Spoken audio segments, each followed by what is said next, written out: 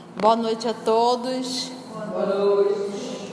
Hoje, exatamente 25 de março de 2019, nós estamos reunidos para estudarmos a obra O Consolador.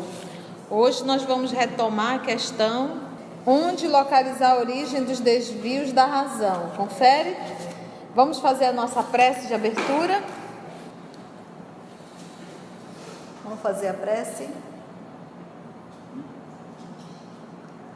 Aquietando nossa mente, aquietando nosso coração, irmanados nesse momento para estudarmos com a intenção de evoluirmos em espírito, seguindo o exemplo que Jesus nos deixou, de cada vez mais nos unirmos e colaborarmos uns para com os outros e seguir nessa caminhada, nessa jornada de evolução espiritual.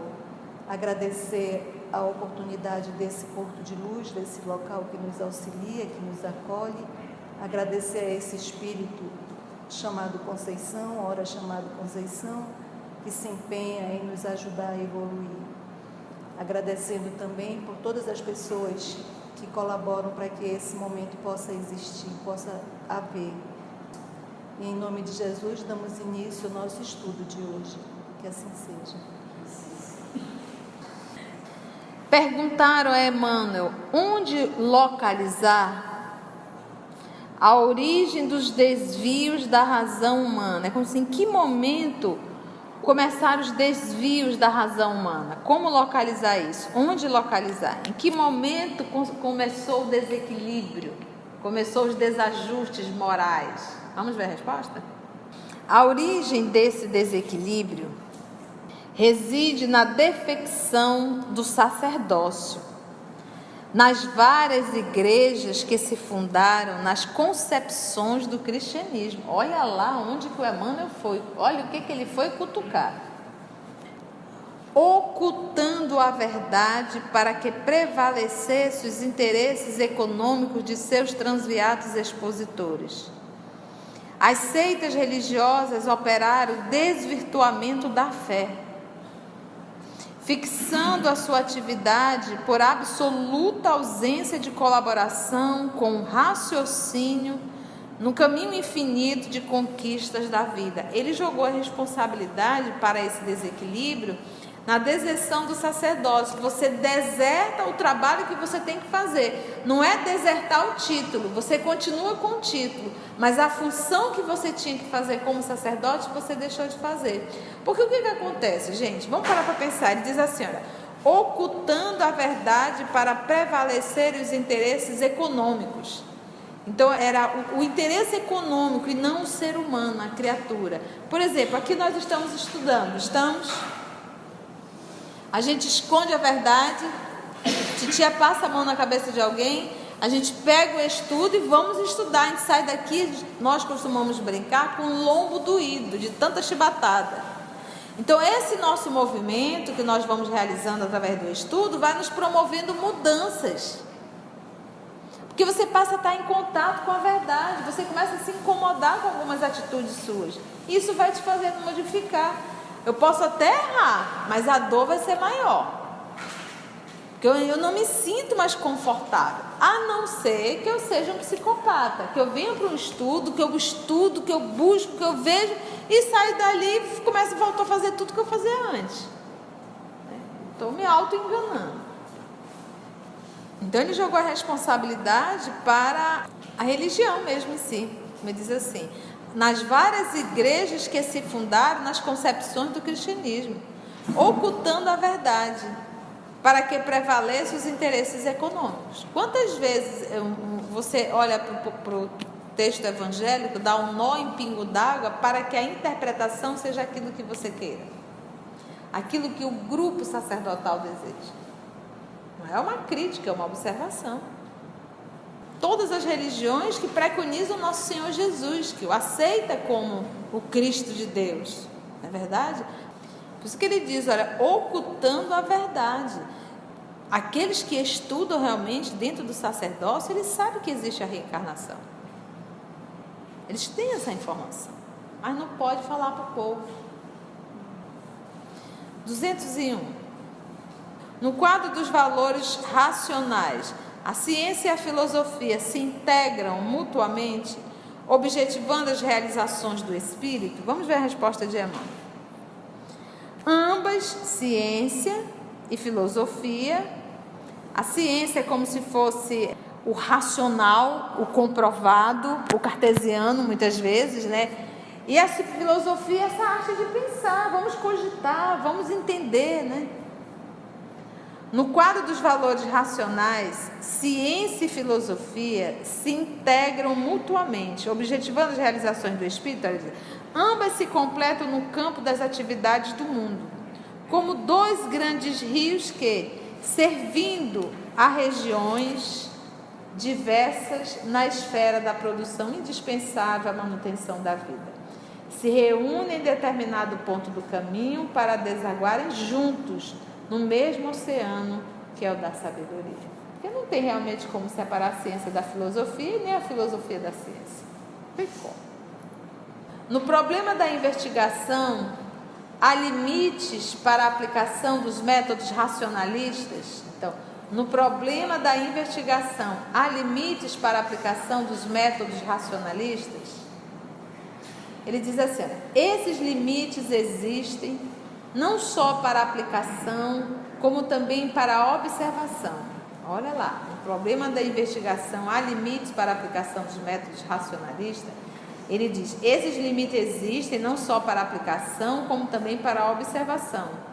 Limites esses que são condicionados pelas forças espirituais que presidem a evolução planetária, atendendo à conveniência e ao estado de progresso moral das criaturas.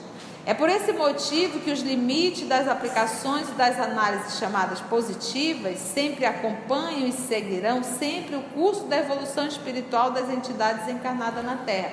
Porque há situações, há descobertas que nós não temos como, nós não temos como descobrir. Esse é um limite.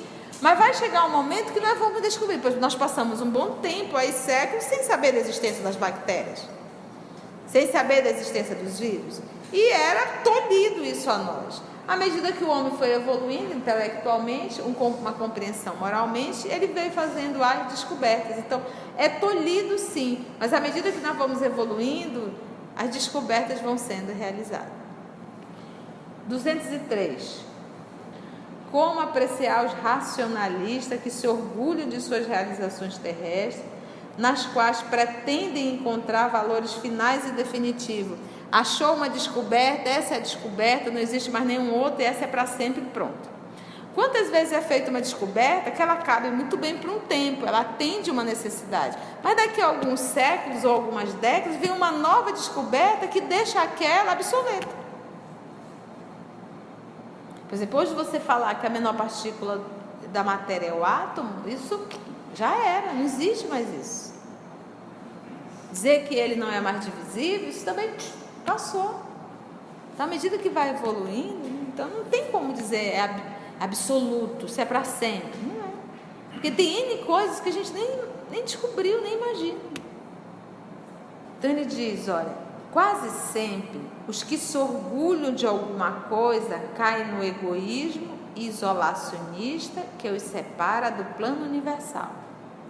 Mas os que amam o seu esforço nas realizações alheias ou a continuidade sagrada das obras dos outros na sua atividade própria, jamais conservam pretensões descabidas e nunca restringem sua esfera de evolução. Porquanto as energias profundas da espiritualidade lhes santificam os esforços sinceros, conduzindo-os aos grandes feitos por meio dos elevados caminhos da inspiração. Então, o que afasta? Porque a pergunta é: como apreciar os racionalistas que se orgulham de suas realizações terrestres, nas quais pretendem encontrar? Ele não faz um julgamento dos racionalistas, mas ele diz assim: olha, o caminho é esse aqui, olha. Ele diz: só quase sempre os que se orgulham de alguma coisa caem no egoísmo, que ele acaba se isolando, porque ele se sente o próprio Deus, que os separa do plano universal. Mas os que amam, aí ele vem e fala assim: eu vou falar agora do bom, do bem, do belo. Mas os que amam o seu esforço nas realizações alheias ou a continuidade sagrada das obras dos outros, na sua atividade própria, jamais conservam pretensões descabidas. Então, olha, eu estou fazendo uma descoberta, mas eu sei que virão outros que irão fazer outras descobertas, mas aproveitando esse material que eu iniciei. E não achar que eu já fiz e pronto, acabou, é isso aqui, pronto. Por exemplo, nós tivemos um rompimento no relacionamento do Freud com o seu discípulo Jung. Freud foi até um ponto e quis fazer uma redundância, é isso e pronto, acabou. E veio Jung e disse não. E ali houve um rompimento. Não é só isso, a vida não se resume só a isso. Aí ele foi dando outros nomes, né? Inconsciente coletivo, né? Então é a pessoa acreditar que é um movimento quase que de fascinação, a pessoa se fascina, né? Então o que não podemos é achar que somos únicos. Vamos então para o 2.3.2. A gente vai entrar no intelectualismo. 204. A alma humana poder-se-á elevar para Deus tão somente com o progresso moral, sem os valores intelectivos? Então, tem como eu me aproximar, me elevar para Deus só com desenvolvimento moral, sem o intelectual? Vamos ver a resposta. O sentimento, que é o amor, e a sabedoria, que é essa intelectualidade, são as duas asas com que a alma se elevará para a perfeição infinita. Então, com uma asa só não dá para voar. É necessário desenvolvimento moral e é também o intelectual. E ele utilizou sentimento, que a gente fala de moral, a gente fala de amor. Recordando o estudo de O Livro do Mundo Maior, o capítulo que retrata sobre a loucura, qual foi a conclusão do capítulo dado pelo nosso Calderaro? Ele disse que todo comportamento que não está pautado na lei de amor, na lei de Deus, se você saiu disso, essa atitude já é de um louco. A esquizofrenia, ela não foi algo que disse assim, cheguei, agora te peguei de surpresa. Não. A esquizofrenia, ela é uma construção ao longo de décadas e séculos. Chega uma hora que você surta totalmente, mas foi a soma de comportamentos. Então, todo comportamento que me faz ter atitudes contrárias à lei do amor, contrária à lei divina, isso já denota um desequilíbrio. Então, quando eu grito, quando eu humilho, quando eu roubo, quando eu maltrato, quando eu estou traindo, todo e qualquer movimento que foge à lei do amor, que é essa asa aqui, o sentimento é a lei do amor, isso já mostra que eu estou adoecendo e que eu vou à loucura se eu não mudar.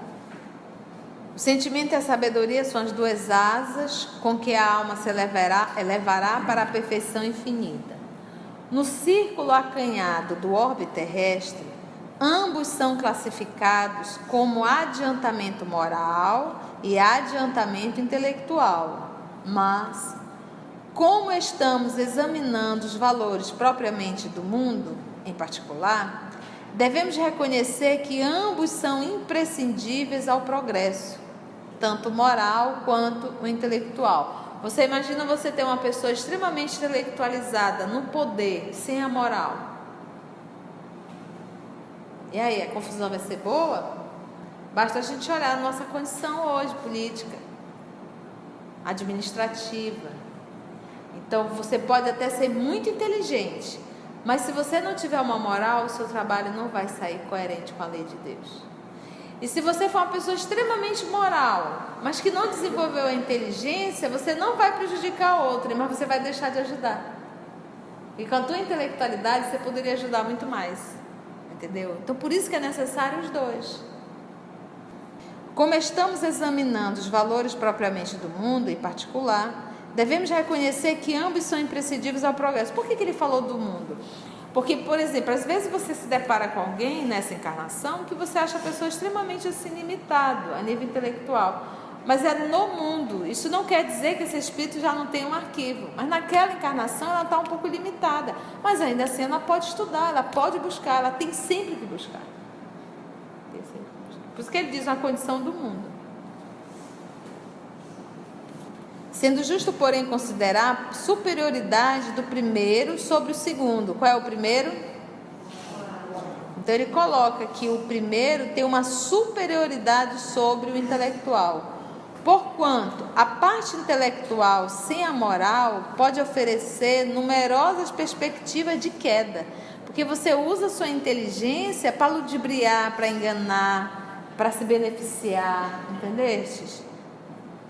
Na repetição das experiências, enquanto o avanço moral jamais será excessivo, representando o núcleo mais importante das energias evolutivas. O núcleo mais importante nunca será excessivo.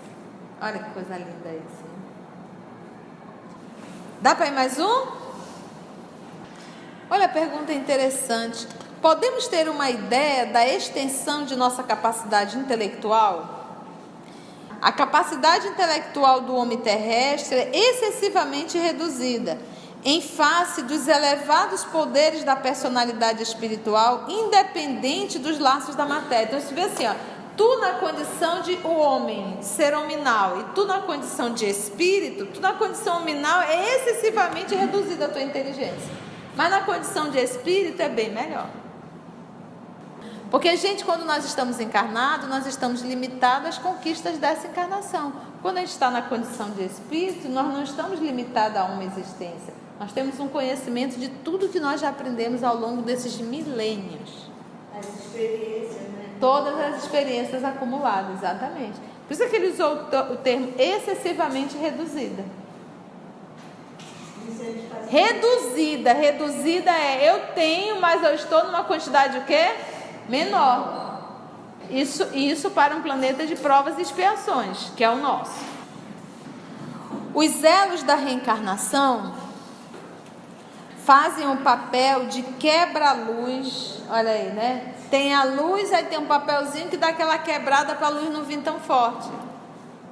Os elos da reencarnação fazem o papel de quebra-luz sobre todas as conquistas anteriores do espírito reencarnado. Então, quando a gente encarna, a gente nasce de novo, um novo corpo, uma nova forma, uma nova família, todo esse processo todo, naquela personalidade nós vamos construindo numa encarnação. Aí, poxa, não quer dizer que a gente esquece tudo? Não. Por exemplo, se você... Vamos dizer que numa encarnação passada você tenha tocado violino. Tá? Você foi excelente violino.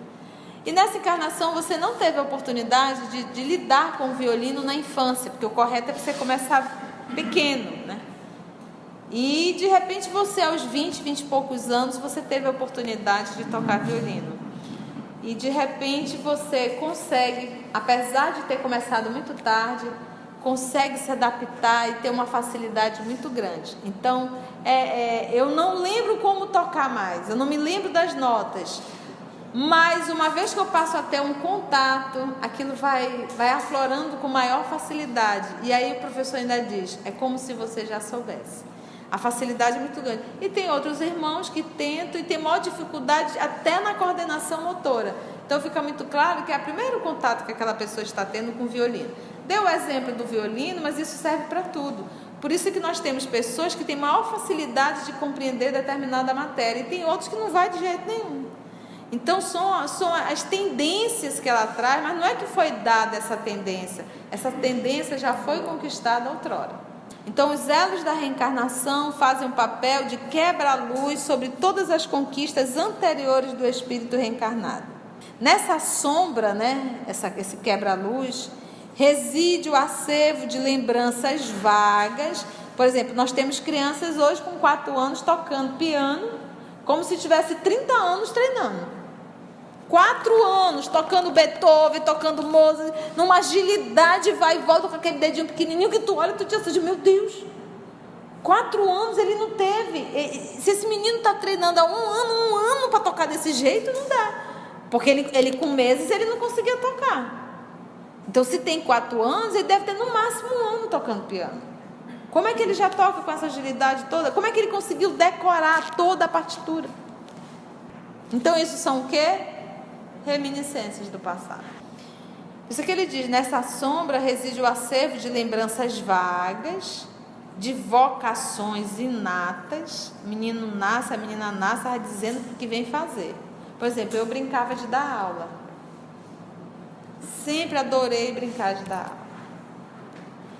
E a gente vê criança que quer ser médico, aí ele quer brincar de ser médico, aí ele brinca de ser médico e acaba se formando realmente. Essas são a tendência, ele traz. E tem outros não, adolescentes que ficam, não sei o que eu vou fazer, não sabe nem para onde vai tirar, tá perdido ainda. Mas existem esses casos realmente que o Espírito traz, ele sabe o que ele quer, ele sabe o que ele vai fazer. E isso vem desde criança, porque na juventude, às vezes você faz escolhas profissionais por pura vaidade. Não é o caso, esse ele nasce com. Então, nessa sombra reside o acervo de lembranças vagas, de vocações inatas, de numerosas experiências, de valores naturais e espontâneos, porque ninguém ensinou, é da criança. Vocês devem ter visto o vídeo de um garotinho que ele dizia assim: mamãe, esse é o peixinho, é? Mas o peixinho morreu, mamãe? Morreu, filho. Mas eu vou comer o peixinho, mamãe? O peixinho não é para morrer. E a mãe começa a chorar. Nós temos que cuidar dos animais. Nós não podemos matar os animais. A menina com 4 aninhos falando isso, a mãe começou a gravar. Se emocionou. Então, a mãe não ensinou isso. Aí eles dizem assim: eu vou comer só o arroz e só a batata, tá, mamãe? Tá bom, meu filho. Coma só o arroz e só a batata. Deixa o peixinho.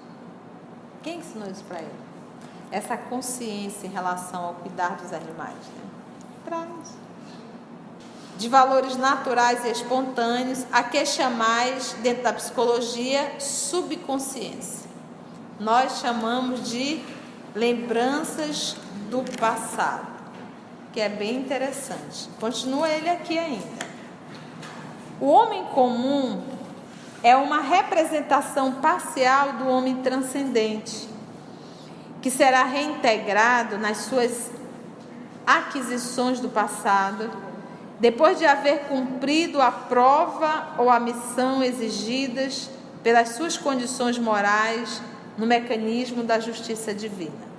Aliás, a incapacidade intelectual do homem físico tem sua origem na sua própria situação, caracterizada pela necessidade de provas amargas. Porque às vezes eu, numa encarnação, eu tive toda uma oportunidade de estudo, estudei, desenvolvi intelectualidade, mas utilizei a intelectualidade apenas para benefício próprio e para manipular pessoas. Então a intelectualidade que eu adquiri, ela faz mal, ela é prejudicial, ela é perniciosa. Então, numa existência futura, eu venho a reencarnar no interior do interior do interior, que eu não terei oportunidade de estudar, que eu não terei como desenvolver a intelectualidade, e isso é uma expiação. A pessoa não tem uma oportunidade para sair dali. E você vê pessoas nessa situação, mas não se revoltam. Então, isso aí talvez é uma prova. Mas aquele que está nessa situação e que se revolta, se maldiz, que desgraça, eu nunca tive a oportunidade de estudar, isso é bem típico de expiação. Quase sempre é uma prova. Ou prova, ou aquela criatura que fez aquela autoavaliação, sabe, Fabrício? Diz, olha, eu realmente estou errado. Eu tenho que reparar os erros que fiz, e às vezes até pede antes de nascer.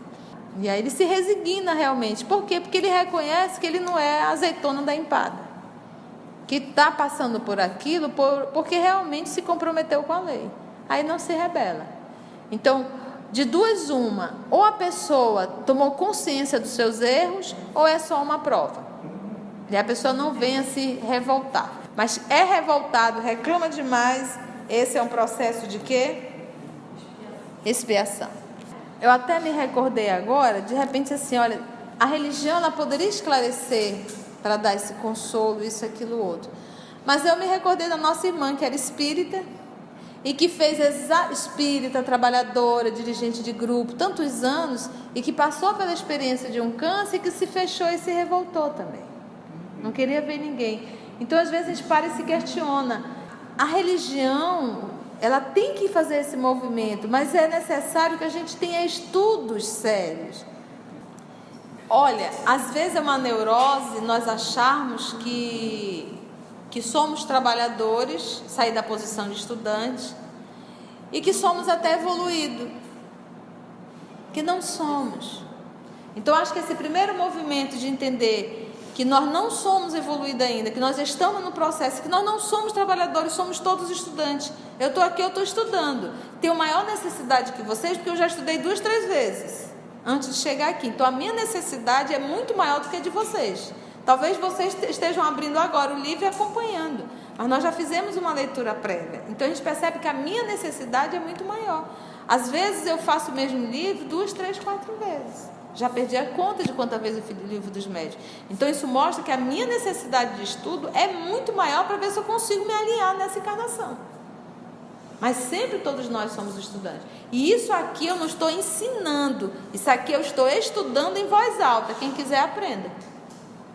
Na minha cabeça eu estou estudando, eu não estou ensinando. Aí eu comento, eu faço do jeito que eu faço aqui com vocês, eu faço dentro do meu quarto quando eu estou estudando. Quem passar pensa que eu... Ele diz assim, aliás, a incapacidade intelectual do homem físico tem sua origem na sua própria situação, caracterizada pela necessidade de provas amargas. Foi o que nós comentamos. O cérebro humano é um aparelho frágil e deficiente, onde o espírito em queda, porque se está no planeta de provas e expiações, e isso aqui é interessante, em queda. Tá? Em queda, tá? Então vamos parar aqui. Nós espíritas temos que entender uma coisa: no processo de evolução não é comum o espírito cair. O que é o espírito cair? Se rebelar contra Deus, tá? O normal, o comum, o natural são os espíritos se submeterem à lei do amor, porque é o caminho que nos leva à verdadeira vida. Então, nós, terráqueos, fomos aqueles que nos rebelaram contra a lei. Por isso, a parábola de Adão e Eva. Houve uma desobediência. É só uma parábola, gente. Houve uma desobediência. Logo, foram expulsos do paraíso. Expulsos temporariamente desse processo de evolução. Por isso que ele diz, nós somos espírito em queda. Eu acho legal a gente ter uma consciência disso, porque a gente deixa de se sentir o bambambam.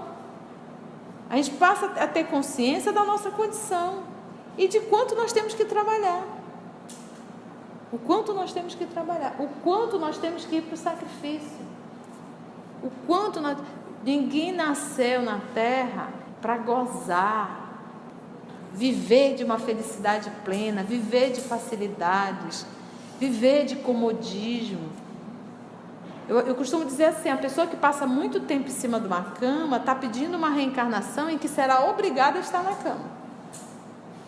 Aí você vai ter que dizer, fulano, me traz água, porque você não pode levantar. Então, eu sempre digo assim, que eu possa sempre servir, mas eu não faço questão de ser servido. Que seja eu que levante, seja eu que lave, seja eu que faça comida, seja eu que limpe, seja eu que cuide, mas eu não quero ser um peso para ninguém. Entendeu? E às vezes a gente faz um movimento que a gente faz questão de ser peso para alguém, né? E olha, e é realmente, se nós pararmos, a gente fala a Deus, a gente fica de Deus, esse negócio não existe não, né? A gente fala em ser bom, mas ser bom? O que é isso? Aqui é o mundo é dos espertos. A gente fala em perdão, perdão, Deus o livre. Mas se a gente falar em maldade, em roubo, em benefícios, em dinheiro, em vaidade, em coisas, em poder, ai, nossos olhinhos chegam a brilhar. Isso mostra o quanto somos pequenos, porque a gente valoriza muito as coisas da terra e desprezamos as coisas de ordem espiritual. Nós desprezamos. Quando eu falo nós é a humanidade terrena. Nós desprezamos tudo o que é de ordem espiritual. Mas valorizamos muito tudo o que é de ordem material. basta ver a educação dos nossos filhos, dos nossos netos. Então nós mandamos os nossos filhos 5 vezes por semana para a escola. Para pensar, quantas vezes ele vai a um estudo religioso? Não vai. E você quer que seu filho e sua filha sejam pessoas dóceis, pessoas amáveis, pessoas queridas, pessoas prestativas, pessoas generosas. Você não ensinou moral, a amorosidade, não apresentou Jesus, aí você tem um capeta, a capeta que você criou. Olha, meu avô, na sua simplicidade, a minha irmã mais velha, que teve a alegria de conviver com ele, ela disse assim: Estela, vamos para a matinê, naquela época da matinê. Aí ela ficou toda feliz, ela tinha acho que 9 aninhos, 8, 9 anos. Aí ela disse: vamos, Vores, mas para irmos à matinê nós temos que ter dinheiro. E dinheiro só se ganha trabalhando. Então você vai lavar a blusa do vovô para você ganhar o seu dinheiro da matinê. Aí ela foi tão feliz lavar a blusa, obviamente que depois a mamãe lavou a blusa, mas já era ensinando que dinheiro não cai do céu. Então são essas coisas. Então às vezes para educar o filho é dizer não. Mesmo você tendo, mas é necessário, ele tem que aprender a lidar com a frustração. O que nós vivemos muito bem. Porque eu acho que na nossa época as coisas não eram tão fáceis assim. Era tudo muito difícil. Para todo mundo. Então nós nos acostumamos a viver com um não. E essa turma de hoje não. Para finalizar. Imaginai a caixa craniana, onde se acomodam células microscópicas, inteiramente preocupadas com a sua sede de oxigênio, sem dispensar por 1 milésimo de segundo a corrente de sangue que as irriga, a fragilidade dos filamentos que as reúnem, cujas conexões são de 100 milésimos de milímetro, e tereis assim uma ideia exata da pobreza da máquina pensante de que dispõe o sábio da terra para as suas orgulhosas deduções. Basta um rompimento desse vaso e já era, acabou. Tu não tem mais controle sobre o corpo, nem sobre o pensamento. Verificando que por sua condição de espírito caído na luta expiatória, tudo tende a demonstrar ao homem do mundo a sua posição de humildade, de modo que, em todas as condições, possa ele cultivar os valores legítimos do sentimento. Muito bom, né, gente? Emmanuel, vou te contar. Vamos mais uma? Aí a gente para. Como é considerada, no plano espiritual, a posição atual intelectiva da Terra? O livro é de quando? Em 1900. Só para a gente ter uma ideia, né, gente? O livro é de 1940. A Segunda Guerra foi até quando? 45. Como é considerada no plano espiritual a posição atual intelectiva da Terra? Os valores intelectuais do planeta, nos tempos modernos, sofrem a humilhação de todas as forças corruptoras da decadência. Então o trem já começou faz tempo.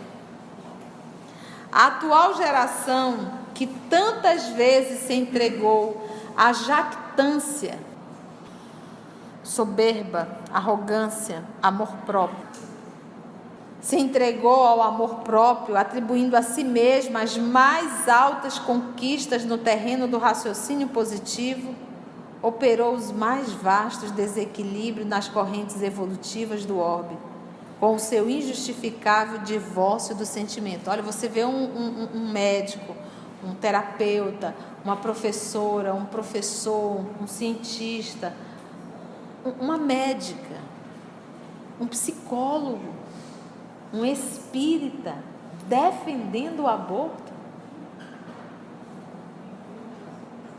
Porque houve o quê? Os mais vastos desequilíbrios nas correntes evolutivas do orbe, com o seu injustificável divórcio do sentimento.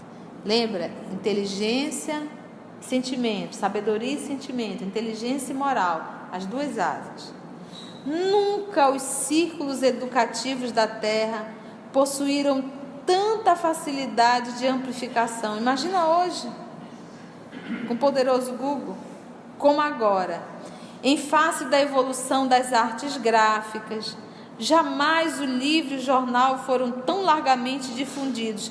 Lembra, gente? Lembra o tempo da pedra? Lembra da época de Jesus, como era para escrever? Era raríssimo quem sabia ler e escrever. Porque para escrever era uma arte. Você tinha que ser um profissional da escrita, porque não tinha como apagar. Imagina que era na pele do cordeiro. A pele do cordeiro tinha que passar por todo um processo longo para ele ficar bem lisinho e virar aquele rolo, que eles chamam de pergaminho. Ali eles tinham que preparar a tinta de uma planta específica, fazer o pincel e desenhar aquela letra. Se errasse, não podia, porque ia jogar todo aquele material fora. Então, mesmo aqui em 1940, a facilidade era muito grande já para aprender. Era incomum que não soubesse ler. E hoje mais ainda, gente. Jamais o livro e o jornal foram tão largamente difundidos. Entretanto, a imprensa, quase de modo geral, é órgão de escândalo para a comunidade e centro de interesse econômico para o ambiente particular. Enquanto poucos livros triunfam sem o bafejo da fortuna privada ou oficial, na hipótese de ventilarem os problemas elevados da vida. Ou seja, fofoca, se dissemina, se fala, se dá ibope essa confusão. E o que deveria realmente passar de informação, de educação, não se passa. A decadência intelectual pode prejudicar o desequilíbrio do mundo? Decadência intelectual, sem dúvida. E é por essa razão que observamos na paisagem político-social da Terra as aberrações, os absurdos teóricos, os extremismos, operando a inversão de todos os valores. Eu acho que essa resposta foi de 2019.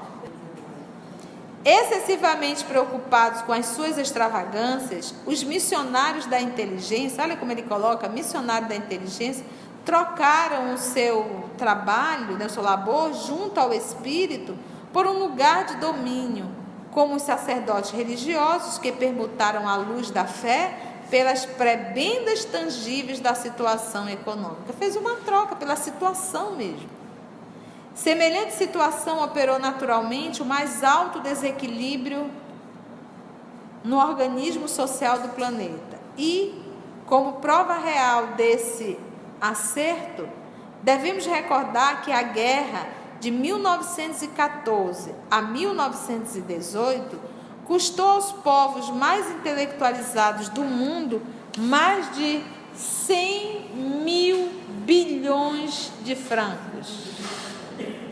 Salientando-se que, com menos da centésima parte dessa importância, poderiam essas nações haver expulsado o fantasma da sífilis do cenário da Terra, que na época matava.